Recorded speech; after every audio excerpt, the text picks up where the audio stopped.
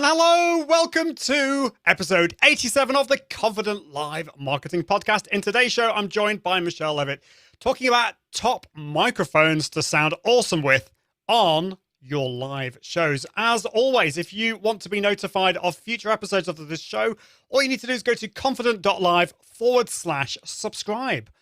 That's confident.live/subscribe, and my messenger bot will kick into action. If you are in the UK, you can also text the word confident to 07723 361 790.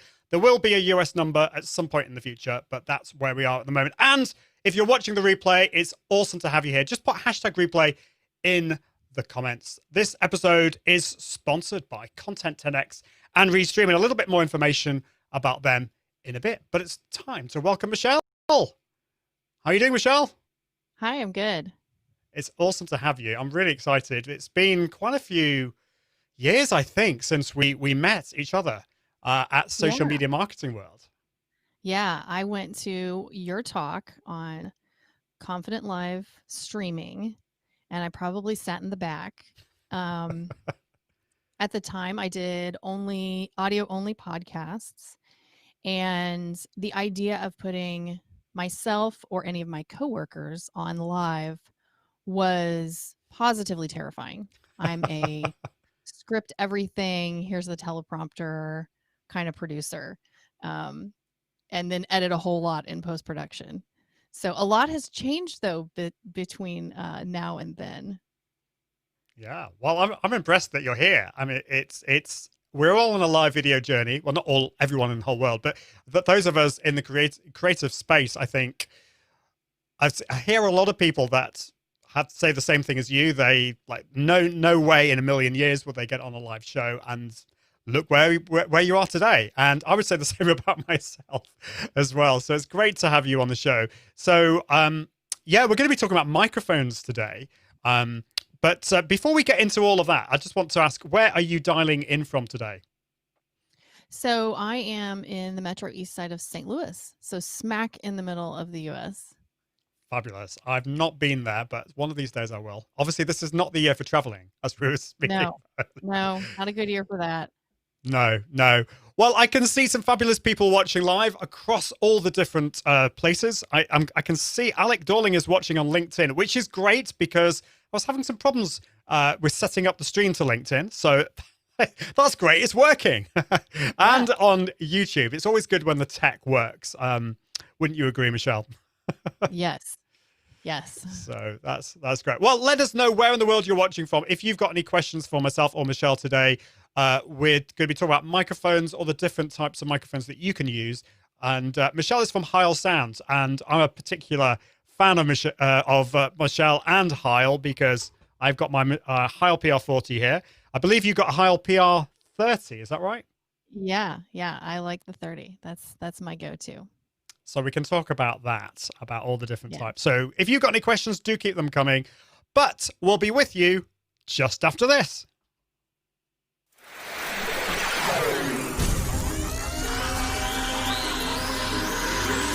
This is the Confident Live Marketing Podcast. Confident Live Marketing Podcast with Ian Anderson Gray, helping entrepreneurs level up their impact, authority, and profits through the power of live video. Gain confidence in front of the camera, confidence with technology, and confidence with the content and marketing.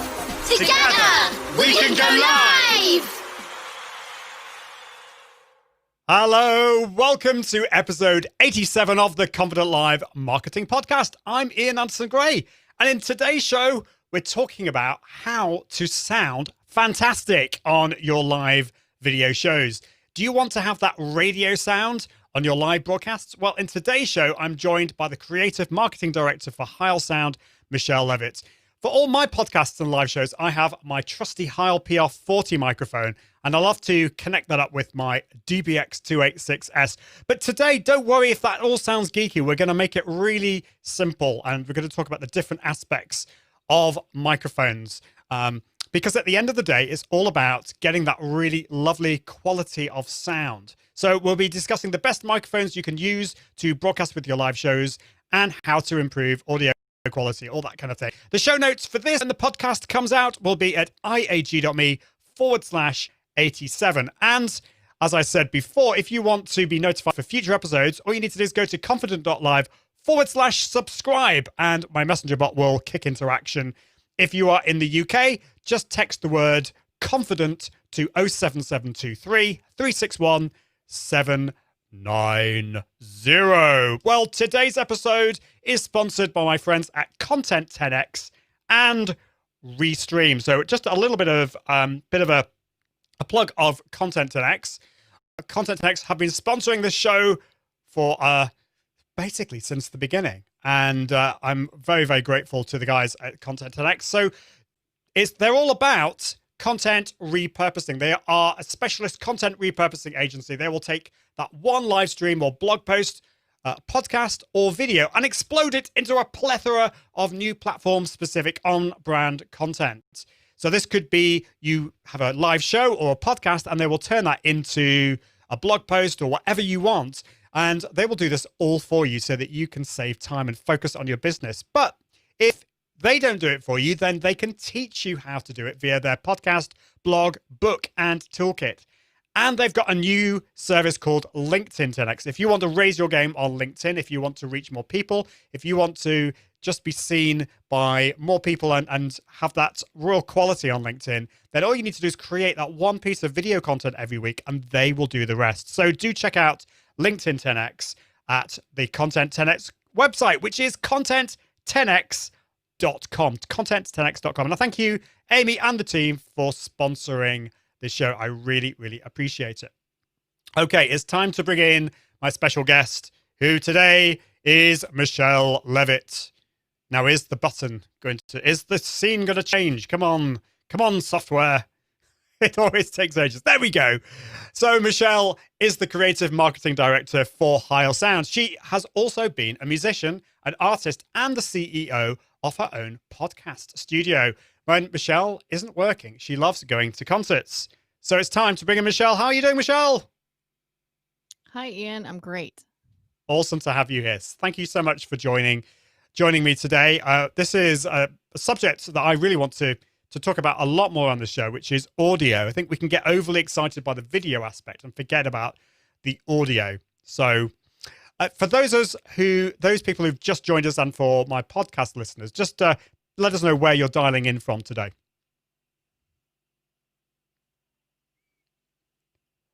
Are you still there? Hello? Yeah. You are there. So did you hear what I said? Yes. Yes. So I'm in St. Louis, the Metro East Side. That's in Missouri, smack in the middle of the U.S. for international listeners.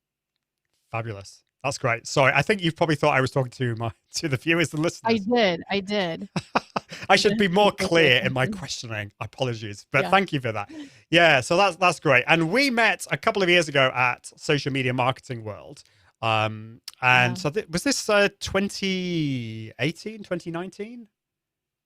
I remember. I think it was probably 2018. Yeah.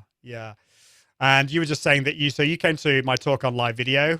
You took a back seat, and at the time, how did you feel about live video?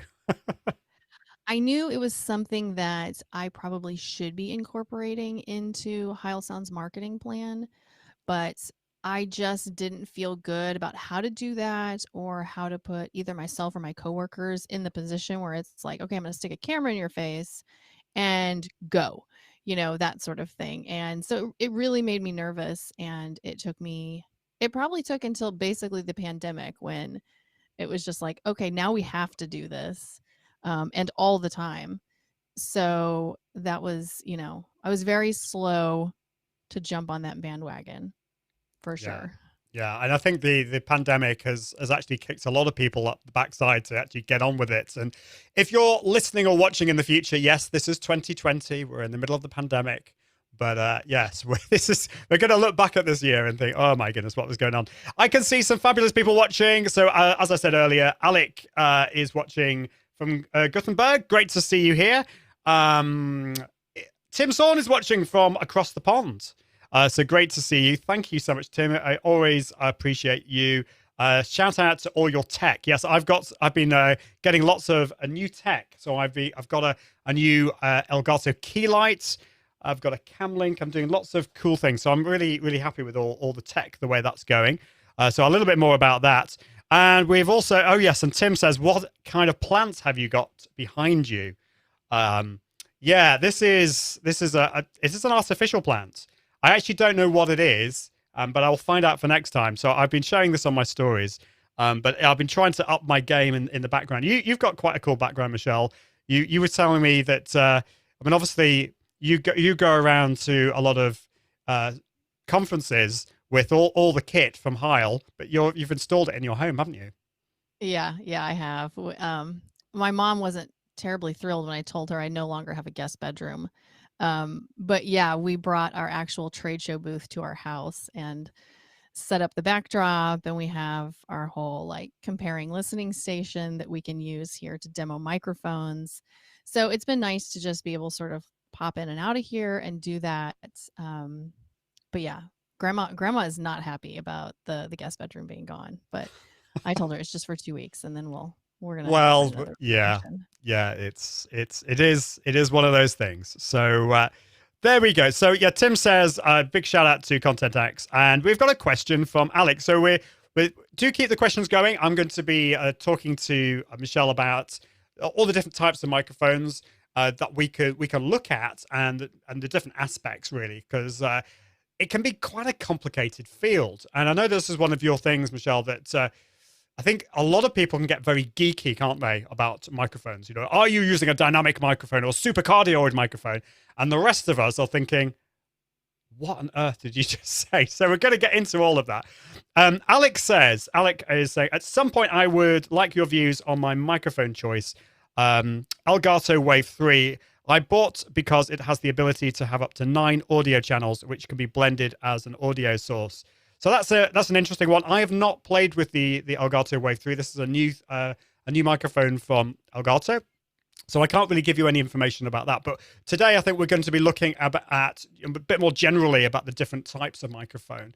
And obviously, Michelle is going to know a fair bit about, obviously, the microphones from Heil. But we will talk a little bit more generally about that.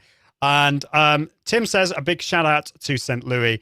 And yeah, and it also says love the Heil background. We've also got a fan from Scott Ayres. Scott Ayres is here. Great to see you, Scott. Hope you're doing well. Heil PR-40 is what I use. Such a great mic.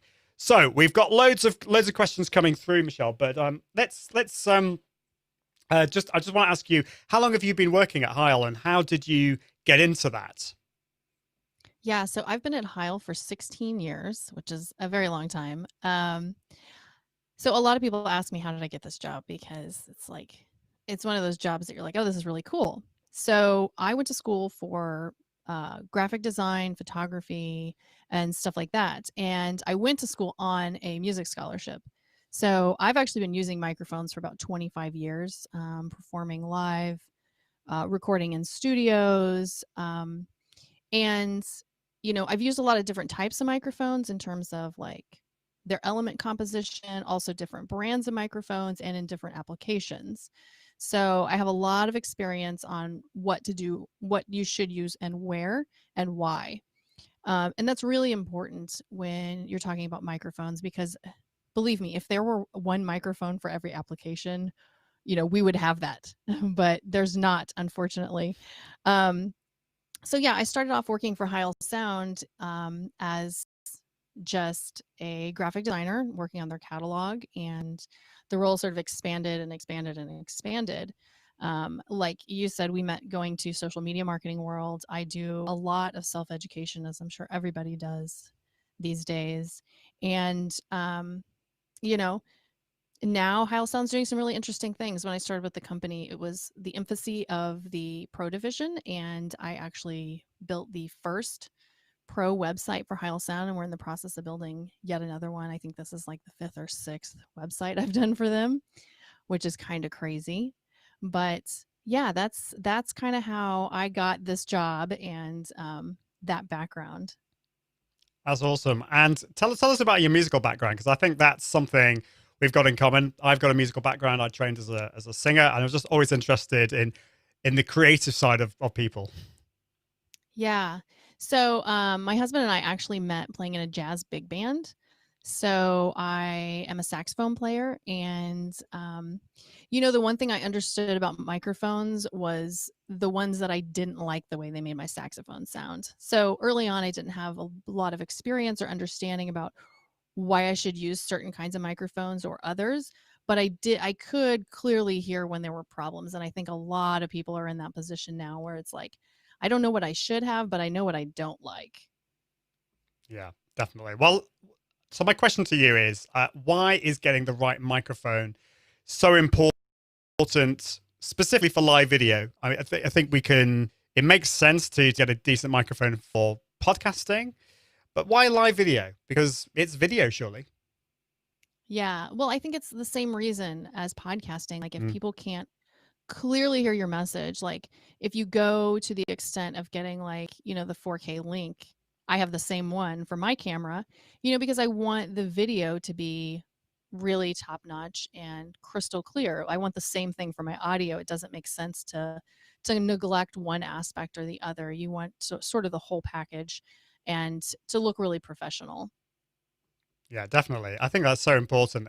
We tend to focus so much on the video that we forget about the microphone. And so what I want to ask you now is, can you take us through the different types of microphones that we can use? The microphone that I've got is obviously it's on camera. You've got an on-camera microphone. We see a lot of videos, I'm sure you'd seen the same, where the microphone is out of shot. And so I suppose that is one thing that we could look at. We could look at do we have it up, a microphone that we need to have up close, or do we have it further away? But there are so many other different types of microphones. Can you take us through the main types of microphones that we could consider when looking for one for our live video shows? Sure.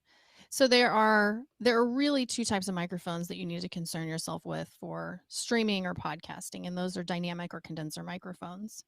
The differences between these are really the element components. So a dynamic microphone is a fabric membrane, and it works much in the way that a speaker does. So if you've ever taken the cover off a speaker cabinet and you see that little cone in the middle, that's essentially a gigantic diaphragm.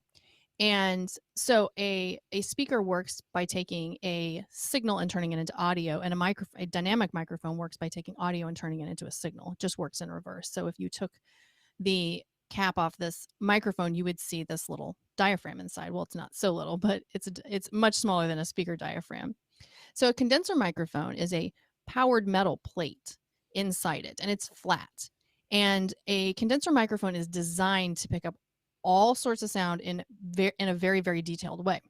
So this can be really good for an application like you were saying, like a room mic, for instance. It's the kind of microphone that you would use to shoot a movie. If you wanted crowd noise from a concert, if you were recording a live concert, that's a great way to do it. So one of the things that I always tell people is you need to get the right microphone for your application.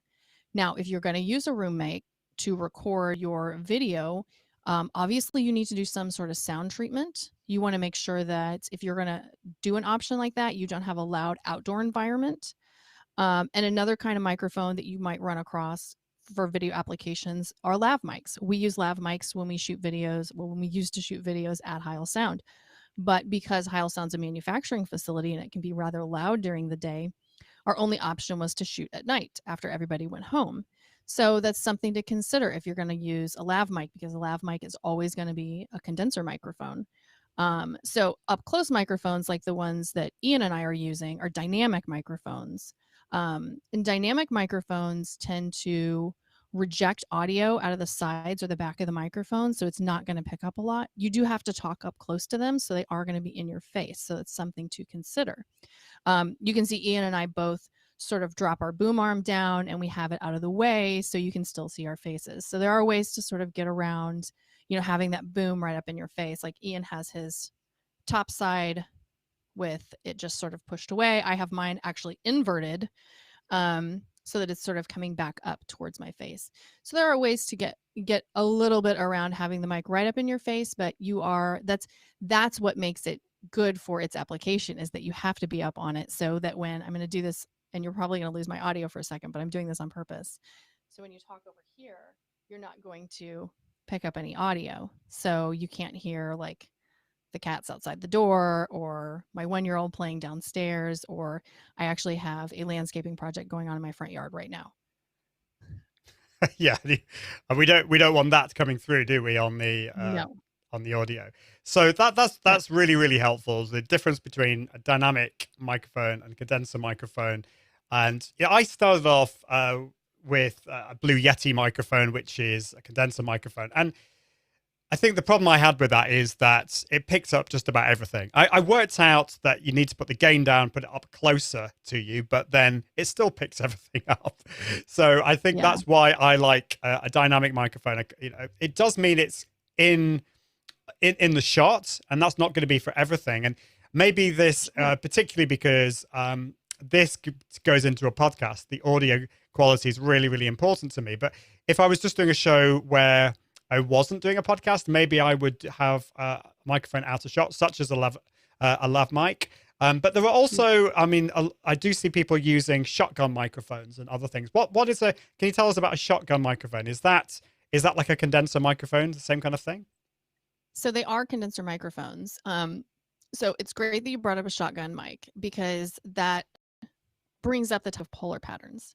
So a shotgun mic is a type of polar pattern, and a polar pattern is the area of which a microphone picks up audio. So I showed you just a second ago that my microphone does not pick up audio out here, right? So a shotgun mic is designed, I'm going to use this PR-40 here. A shotgun mic is designed to pick out audio like way out front from the microphone. So its polar pattern is essentially like a big oval, like a really skinny oval. And so whatever you point it at, that's what it's going to pick up audio. But the catch is any sound that's entering in sort of that almost like laser beam of audio is also going to be picked up. So, you know, if you're shooting a movie or something like that, where you want like the sound of a coffee cup being set down, then that's a good idea, because, you know, you're going to get all that ambient sound as well, just not quite as focused as the thing you're directing it at. So, yeah, there are a lot of applications where you could use a shotgun mic. Like the lav mic we were talking about is what's called an omnidirectional microphone. That means it's going to pick up audio pretty much like all the way around the microphone. And that's to get, you know, nice even audio if you're somebody that moves your face a lot while you're talking. Yes. And then this microphone and the one you're using, so the one you're using is a cardioid pattern. So it's just right here in front. And the one that I'm using is a super cardioid, which is even a little bit tighter of a pattern, which is why I'm so close to my microphone. But, you know, it's one of those things you really have to understand all these technical concepts to really know what kind of microphone that you need. Yeah, you do. And I think you need to also kind of think about your character, your personality. Are you the kind of person that moves around a lot? Are you giving a demonstration where you do need to move? And I found this actually on an earlier show that I did. I was basically giving some warm-up techniques. And I realized I was having to move over to the left and the right, and I was kind of like glued to the microphone. And I thought, actually, for this one, it might have been better if I had a different type of microphone. So yeah, I think that's really, really helpful. So I've got a few questions here from people. So Alec is asking about container shock mounts. So we can maybe talk about shock mounts as well. And I think we may have answered this, but Alec also asked, what's the current fashion to have your studio arm for podcasting like Michelle? Pointing up or pointing sideways? Full in screenshot like Michelle, or the microphone in view just like Ian? And so, yeah, I think it kind of depends on your setup. I quite like being I like the camera to be kind of fairly close to my face. But it kind of depends. I mean, from a video point of view, it really, really depends on what you're wanting to do. Have you got any thoughts on that, Michelle? Yeah, definitely. So one of the things to consider, because we make a few different boom arms. So this is the one that I prefer to use for a few reasons. So it's got this like channel cover. I don't know if you can see this, but it allows me to thread the mic cable right down, and all I have to do is snap it back on. And it looks really nice and clean and professional, because that's what I'm going for. We also make like a shorter boom arm that's more like a mic stand. and it sort of moves in and out and it collapses down really small. And I've been using that for like our handheld mic that I'm demonstrating for podcast movement. And that's working out really well for that. But like with the little short stand, I don't have any way to manage the cable. So I just have to sort of like snake it around the little stand. And that's just not a look that I want to go to, especially if I have some sort of video application that I'm doing. I want it to look really professional, like I'm a professional. So that's definitely one reason that I use what I do. The shock mount. So this is definitely like a professional level broadcast shock mount. What it's going to do is any sounds that happen to travel like through the desk, if you're clicking on a keyboard or you're shuffling papers, like Ian said he had used a Blue Yeti before. Usually for me, the sure sign that somebody is using a Yeti is I can hear them moving stuff on their desk. So what these components do is they reduce those sounds that can travel like up through the boom arm, or even if it makes it all the way here, then it's going to be dissipated by these little bands. So it's got these little elastic bands that sort of capture those sound vibrations and don't allow them to hit the microphone. A lot of these microphones are not intended to be used in a handheld way. So that's kind of how you get around that. Yeah, that's really interesting. And I was convinced that I needed to get a shock mount after I tried the Blue Yeti. And this is not, I'm not knocking the Blue Yeti at all. It is a good microphone to start off with. A lot of people use it. I think it's used badly and poorly. And yes, people put it on the desks and you can hear just about everything. But we're talking about all the different types of microphones. And I think that's really interesting. So at the moment, so obviously if you're listening to the podcast, you wouldn't have been able to have seen Michelle. You can't see Michelle's setup here, but Michelle's got quite a wide video shot here. And so you can see all of the boom arm and the microphone. And obviously that's the kind of shot that Michelle wants, particularly when she's talking about microphones. And I do love the boom arm that you've got there. What is the boom arm that you're doing, that you're using? Because I love the way the cable is. You can't see that. I need to get one of those because I think mine is kind of like all over the place, the cable. Not that you can see it, so maybe it doesn't matter. Right. I think even if it were out of shot, I would still, just for my own OCD purposes, need it to be covered like that. This is the PL2T boom arm that we make. And yeah, that little channel lock just makes it look so clean because, so back in the day, probably 20 years ago, if you wanted a professional quality look for your boom arm like this, you had to basically disassemble your XLR cables and like reconnect them. So you would have to like disassemble your cable, feed it through your boom arm, and then like resolder the wires back together. And that's just not something that most people want to do. So we came out with this boom arm with the channel covers so that you can just, put it together, easy peasy. And we actually have a video on the product page of me putting it all together. So when people get it, they can just, go over there. Not that there's much to it, but some people wanted a little help with the setup. So we did a little video of that. Love that. Well, I'll be putting all of these in the show notes, and it'd be good to maybe put that video in there because I think, finding the right, it's not just about the right microphone, it's the shock mount and it's the boom as well. I think is all good stuff. Alec is asking some fabulous questions here. So he's asking, using a mic flag or not? So this mic flag that I've got, I haven't always had one. This is actually a relatively recent thing. I've had it for the last 2 or 3 months. I ordered it from the US and it took quite a long time to get over here, particularly because this was, I think, at the start of the lockdown. So but it was worth getting. I like it because I have my microphone in shot. I just wanted to add a bit of branding there, but it's not, it's not something you necessarily need to go for. What's your view on mic flags, Michelle? So I think the best thing to do is manufacture your own products, and then your branding is just all over it anyway. I kid, of course.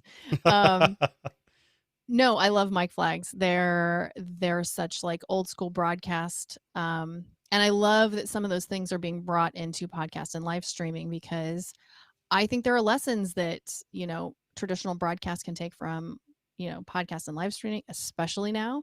And I think that goes in reverse too. I think, broadcast has been doing this sort of, recording like a podcast thing for a long time. And so anything that you can steal from somebody else that's already been doing it, I think you should. I think it was Einstein that said that, just, take and reinvent instead of trying to just start from scratch. So those broadcasters have been using those, and obviously for a good reason. I think it's nice to have that personal branding right there. Yeah, I think so. I think it just to put a bit of personality into it is really good.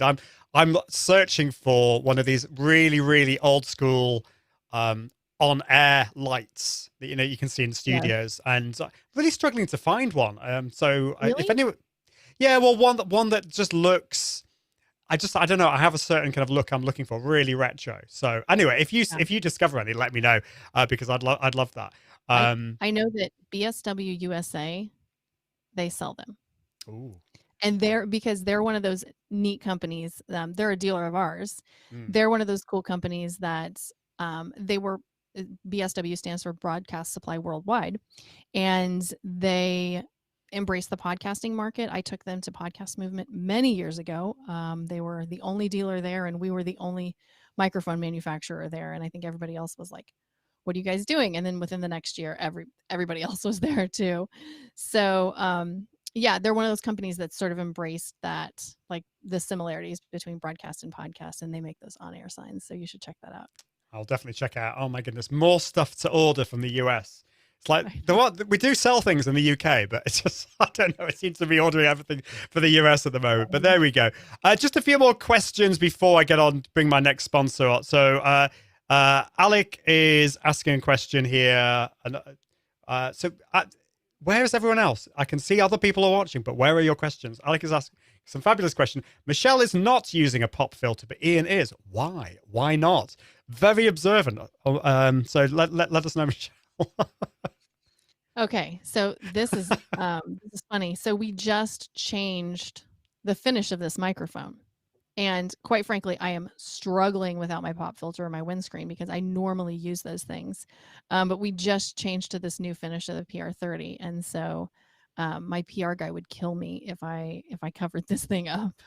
So I'm really trying to control my breathing so I don't like heavy breathe into the microphone.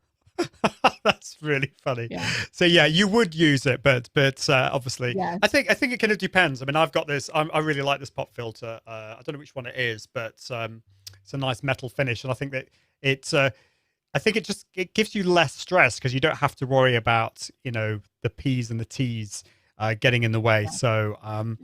So yeah. Alec also says, this is LinkedIn stories just appeared on my mobile in Sweden. It was rolled out yesterday in the UK. So yes, LinkedIn stories is a thing. Very exciting. We'll talk about that maybe another time. But it's time to bring in my next sponsor. Now, hopefully this is going to work because I haven't actually set this up yet. So is the tech going to work? Why goodness, it is. How about that? It's good when the technology works. I'm just going to change my camera though. So there we go. So this is Restream. Restream is awesome. It's what I use every time I broadcast because it allows me to broadcast to lots of different destinations. Restream is the complete multi-streaming suite for entrepreneurs.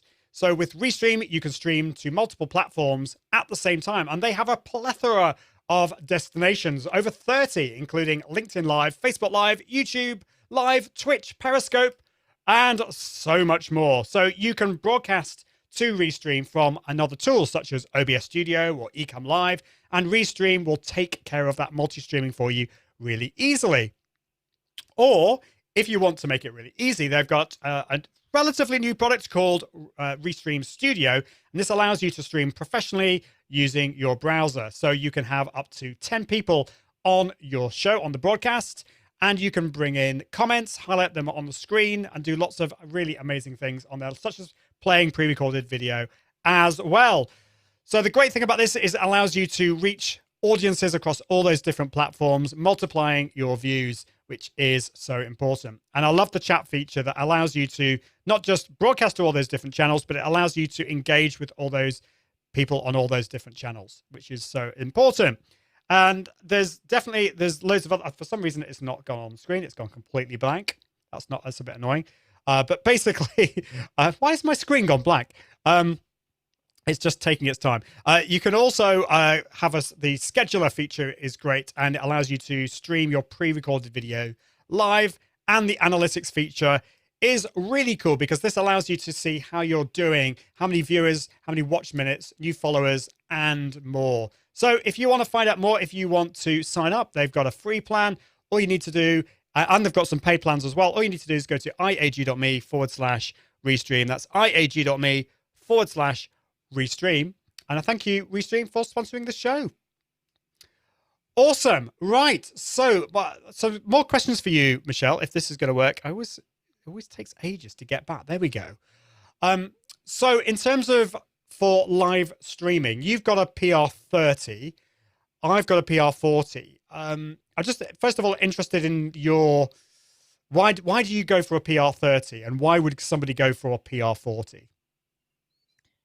So for me, when I'm doing video stuff, or especially when I'm doing a podcast, I want to sound just like me, so that when you meet me in person at Podcast Movement or Podfest or whatever, that I don't sound off. So my goal always with my audio is to sound as much like myself as possible. So this is actually a great question. So I'm going to throw in some more tech talk for you. So every microphone has a frequency response, and the frequency response is the range of frequencies that any particular microphone can capture. Frequency responses are tailored. And what that means is there's usually a little bump in the frequency response in the 2 to 5 kilohertz range. So when you look at a frequency response on like a manufacturer's website, you should be looking for a little rise in the response in that area. It doesn't have to be insane or anything, but just so long as it's not like a flat response. That means the microphone is going to sound very articulate on the human voice. That is where articulation lies, in the frequency response of the human voice. So what happens in a microphone like the 30 versus the 40 or any of our other microphones is that they all have unique frequency responses. And the frequency response is actually impacted by a lot of things. It's impacted by the distance of the microphone element to the end of the microphone. So take a microphone like the Shure SM7B. Is a very popular microphone. It is actually the same microphone element as an SM57, but if you look up their specs online, they look very, very different because the housing of a microphone can greatly change how it sounds. So the difference between a 30 and a 40 is that the 40 has a little more low end and it has a little boost in the low end. So it gives you that warm traditional broadcast sound, where a 30 does not have that low end boost the same way, and it has a little more mid-range presence. So for my voice, it just sounds more like me. And that's what I'm going for with my audio, is to just sound very natural. I really love that. We've talked about authenticity a lot on the show, about being yourself, maybe putting a bit more energy into it, because we've talked about the fact that the camera tends to suck our energy out of us. So we need to kind of put a bit more energy into it. But we've not talked about the authenticity of audio. And I think that's really important to make sure that your voice comes across as authentic as possible. Now, one of the things I mentioned in the intro was, do you want to have that radio style voice? And that's not necessarily for everyone. You know, what a lot of people like to do is they pump up the bass, and they kind of give that real kind of punchy quality to it. But you might not want that. You might want to have just a bit more reality to it. And so I think actually trying these different microphones out and finding out what works best for you is the best way forward. So I'm sure you'd agree with that, Michelle. Absolutely. It's something that I tell people all the time, is if you have the opportunity to get a couple microphones to try them out, to just try them with your setup, to try them with your voice, to see what works. You know, it's like buying shoes. Ian, you and I could wear the same shoe size. It does not mean that we can both buy the same pair of shoes and it's going to fit the same way. Yeah, that's true. It is true. Got a question again from Alec, who's asking some fabulous questions here. So he says, I think one of the most challenging things I have with my setup was setting up the studio microphone boom arm, and he's got a Rode PSA-1. Has anyone else had this as a challenge? My problem was the Wave 3 was too light without using a shock mount. Any thoughts on that? Right. So that's actually a really good thing to bring up. So if you go to like our website and you're looking at the specs for our products, so don't be afraid to head into the specs section on a manufacturer's page. Yes, there's going to be some stuff in there that you probably don't understand, but that's what Google is for. Make sure that the hardware that you're buying supports the microphone that you have or the microphone you're going to get. So this particular boom arm, you can take everything off of it and it's not going to like pop open. But there are some that are rated for specific weights, right? It's kind of like a tripod for a camera. If you have a great big heavy tripod or a great big heavy camera and you're using like a little rinky-dink tripod, it may not work out. So kind of the same thing, head to that specs section and make sure that what you're buying is rated for your microphone. Very important. Thank you for that. So then the next question, which I'm surprised has got to this point in the show that I'm asking you this, and that is USB or XLR. I love that it took this long to get to this question. So USB and XLR, it drives me bonkers when people come up and ask me, like, I have a USB mic. That tells me nothing about your microphone. Do you have a condenser or dynamic? So there are some dynamic microphones that are USB. There aren't a lot because the tech isn't quite there yet. It's definitely something that I'm sure all of us microphone manufacturers are working on. Most of the time, the USB mics are going to be condenser microphones just because it's such an easy format for a condenser microphones. Condenser microphones need a power source. Now, this isn't like a power supply you have to plug in like your video camera. It actually runs through the mic cable and it's called phantom power. So when you have a USB mic, you plug it into your computer. The computer provides the phantom power. You don't have to worry about a mixer or anything like that. However, you're going to run into some of those condenser issues that it's going to pick up a whole lot of audio. You're probably going to have to turn off like your heat or your air conditioning while you use that.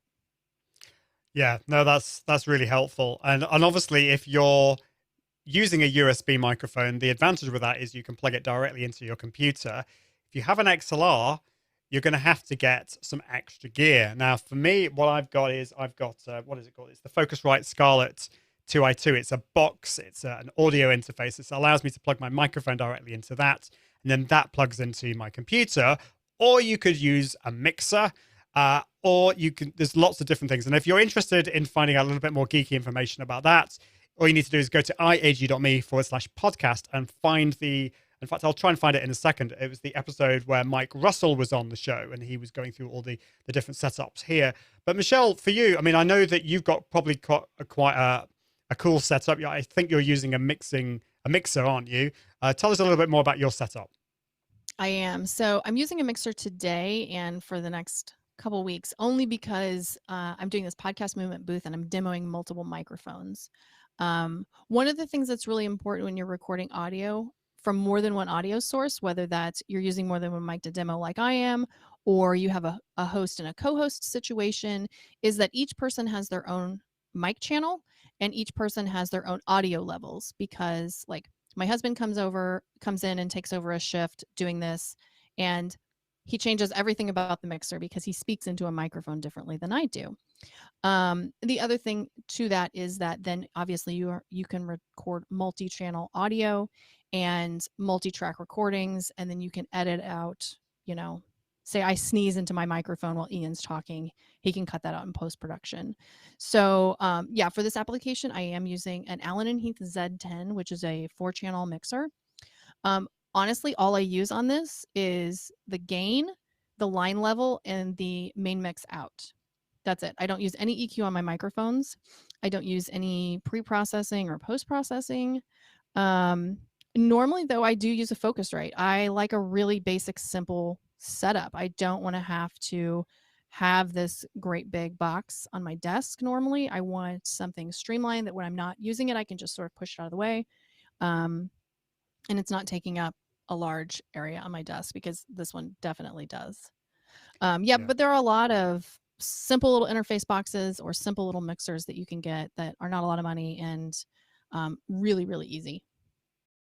That's cool. Yeah, and microphones that have XLR and USB. There's the Samsung QTU that has that. If you're looking for a inexpensive microphone to start with, but I do love. I mean, I love the Heil PR-40. I think it gives a really lovely sound. I also have a DBX 286S, and this is something that the great thing about all of this is that it's modular. You can start off with just getting one microphone. You can get something like the Scarlett, the Focusrite Scarlett. Then you can get something else such as the DBX. And the reason I like that is it gets rid of any background noise that I don't have a treated room. So I kind of like the fact that I can tweak that on a live show. I don't have to, because obviously with a live show, you can't do any of the updates live. You can't do any of the processing live unless you have that. So that's quite cool. But I think that's a really good point. And you brought that up earlier too, is your gain level. So one of the things that I talk to podcasters a lot about is that gain is not volume.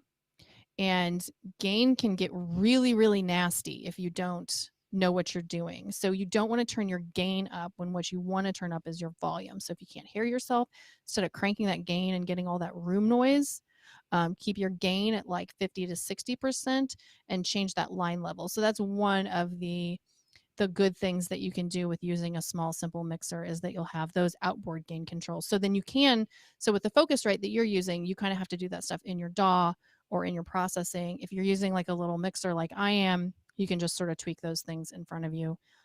If you get into it and you realize you're being a little more animated than you had practiced in your setup, then you can sort of tweak that stuff on the fly.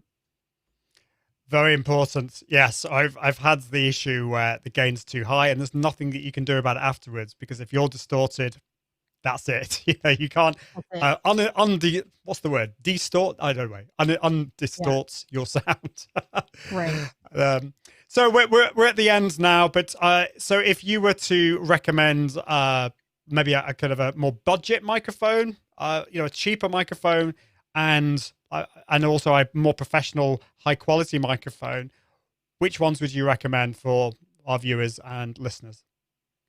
So anybody that's going to be recording at home, I always recommend dynamic microphones first and foremost, because if you get a condenser, you're going to run into problems and you will eventually need to replace the condenser. So unless you're somebody that can afford to buy microphones over and over, I recommend actually just jumping in the deep end, getting a 3-pin XLR. Whether you want to do something simple like the Focusrite box or a mixer, that's entirely up to you. That's also a piece of gear that you could swap out easily. If you have somebody that you know that has a mixer and you're a little afraid, maybe borrow theirs and try it out. See that all these knobs are not so scary that you really can just ignore most of them. I would say for a budget-friendly microphone, we have the PR-22, which is $119. A lot of people don't realize that we make some budget-friendly microphones. It's a handheld microphone. So, say you decide to graduate to buying a PR-30 or a PR-40, which are really not that expensive either. I think the PR-30 retails for $250 or right around that mark. And the PR-40 is a little over $300. And a lot of our dealers have bundles and deals on these things. So you can get a really good price on those. But with something like a PR-22, if you're going to start out with a 3-pin XLR and want to graduate eventually, it can also be a great microphone for you to use to record remotely, to take, just chuck it in your bag, take it with you. That's kind of the beauty of these dynamic microphones too, is they're so durable, that the same things that make condensers sensitive also make them fragile. So it's not something you want to chuck in your carry-on bag and take on the plane. Not that we're doing any of that at the moment, getting on planes, but in the future, definitely. But the next time we go to social media marketing world, yes, we can do that. That'll be awesome. Well, thank you so much, Michelle. That has been so helpful. I totally agree with you. When it comes to a microphone, actually, even the less expensive microphones, you can get some for less than $100, but that's still money. And why not save up and get a much better microphone, and get an XLR one, get the Focusrite or something similar to that, and get started with that. So how can people find out more about you and Heil, and find out all the products and all the cool stuff that you do? Yeah. So our website is heilsound.com. We do have a web store that you can access through there, and you can also find dealers through our dealer portal. You know, we're on social media a lot. We're very active on Instagram. We love sharing user-generated content. We love seeing where people are using our microphones, where they take them. It's really kind of exciting for us when you work in a manufacturing capacity. You spend a lot of time sort of, head down making your stuff. And it's nice to see that stuff get out in the world. I know how thrilled we all get if like our microphones end up on the Grammys or something like that. So yeah, head on over to the website and check us out. Or if you post something on Instagram with us, tag us at Heil Sound. We love to share that content too. And I'll tell you, we have this new black PR-40, Ian. Wow. I don't know. You might have to get the black one. It's pretty sleek looking. I do like the look of that one. Yeah. So all black. That's the new thing. The all black 30, the all black 40. These are not yet available. You're actually seeing this before our dealers are. Oops. So yeah, watch out for those on our website. That should be coming probably in December. That's awesome. Well, I can't wait to see that. And to find out more information, just go to heilsound.com, and of course all the socials you can find Heil Sound. All of these links will be in the show notes at iag.me/ was it 87? I've completely forgotten which one it is. I think it's 87. So there we go. Well, thank you, Michelle. It's been fab to have you on the show. Just to let you know, this show goes live every Tuesday and Thursday. And as I said at the beginning, if you want to get notified for future episodes, just go to confident.live/subscribe. And of course, don't forget to subscribe to the podcast. Just go to iag.me/podcast. Well, that's the end of the show. Thank you so much. But until next time, I encourage you to level up your impact, authority, and profits through the power of Confident Live Video. See you soon. Bye. Thanks for listening to the Confident Live Marketing Podcast with Ian Anderson Gray. Be sure to join the community at iag.me, where you can continue to level up your impact, authority, and profits through the power of live video. And until next time, toodaloo.